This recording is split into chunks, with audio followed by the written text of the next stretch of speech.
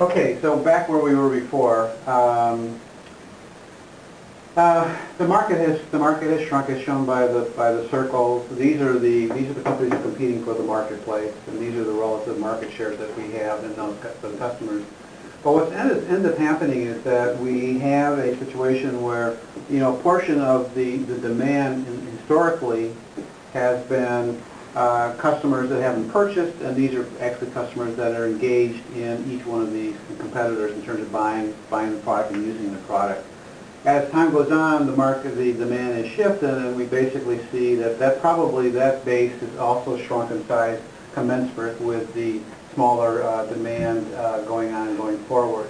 But so in order to build your base or keep your employee base and fully utilize your production, you're going to have to go after your competitors' customers. And that's where I think the term predatory marketing comes into play, where you're actually going to be physically and directing your marketing and directing your attention at the inefficiencies, defectiveness, lack of features, excessive pricing, or whatever the case may be of your competitors, and making a direct comparison to yourself to your competitors. And have you seen this term predatory marketing starting to pop up now, or is it? I have not seen the term in the popular literature, which is kind of interesting to me because it makes a lot of sense as we progress with this particular cycle. And it's, again, just like, you know, in nature, it's the law, it's the survival of the fittest. And everyone realizes, all the companies out there realize that they're in a world of hurt, and they need to be able to generate the revenue from a shrunken marketplace in any way they possibly can. And the only way you really can do it now is going after your competitors' customers. Okay.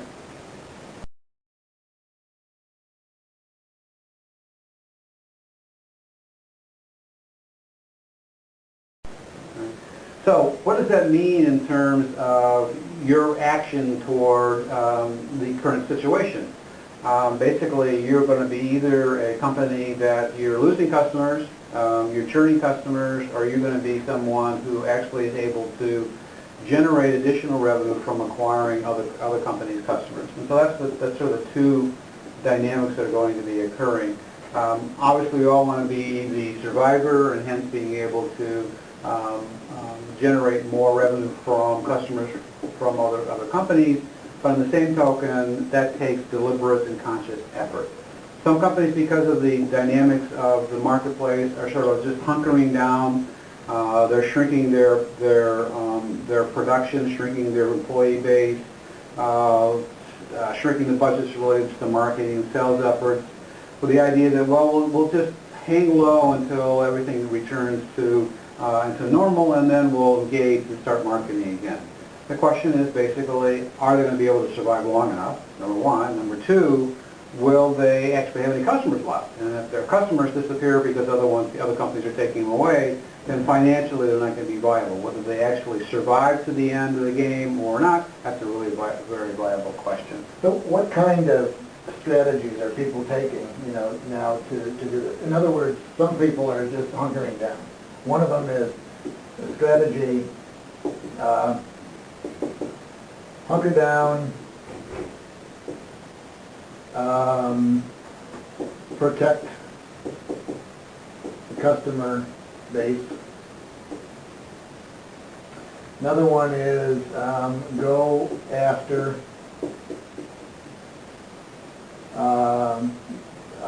competitors, customers, and protect the customer base, our customer base. Okay?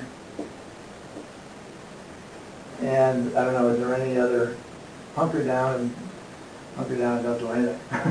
Yeah, I think that would be a strategy. That's probably pretty much it. Let me just put it down, because it's one of them. It's by default. Hunker down, cut costs, cut value. In other words, don't pay much attention to the things that are going to be, that must be done in order to be able to protect the customer base or to try to attract new. And there are companies that are out there doing that, don't you think? Exactly, yes. Can you think of any that come to mind? Probably the majority. customers that are out there. The conscious thing of you know, cutting customer value or customer value is not obviously their intent, but it's a consequence. Yeah. For example, of cutting back on customer support. Customer support, cutting back on the quality of the product that you're delivering, Okay. finding cheaper manufacturing, all those kind of things are occurring. Quality of product, service, lower. And these people then become the target, I guess you would say, of these people who are saying, you know, watch for the weak in the herd, Right. you know, like this, and go get, you know, go eat them. Right. Exactly what's going to be occurring. Yeah. Hence the term predatory marketing. And I liked your comment about eat or Eat or be be eaten. eaten. So you get, you know, eat or be eaten. And the objective is, you know, to become better, I suppose, a hunter. And the be eaten part is better at risk reduction, you know, i.e. losing customers, for example. Right. And actively going in with strategies that would do, you know, that would accomplish both. Exactly. Exactly. Now, one of the dynamics that will determine whether you sort of fall in any one of these categories is the realization that because the market has changed, it's not simply changed in terms of the dynamics of the size of the market, the capability of purchasing, but also it's changed in terms of psychology of the customer base. If we take a look back in a couple of years ago where everything was really pretty much going very smoothly, we were more fully employed, the stock market was going through the roof, everybody was making tremendous money on their housing, and so we all felt comfortable and happy and content. And so we were able and willing and very much like to purchase things and to acquire things.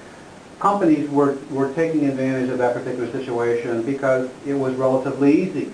Because the demand side has shrunk, what ends up happening now is that it's much more difficult. So the warts and all the imperfections that were covered over by simply the momentum of the situation are now becoming very obvious. The other side of it too is the customers' interest and capacity and willingness and risk avoidance become much greater as well. So where I may not be delivering the full breadth of capabilities to my customer base, so what? I had capacity, I had customers that were willing to buy it because they couldn't get it from someplace else. I was able to sell my product and services relatively easily. Now the situation is different. I have more supply than I have demand.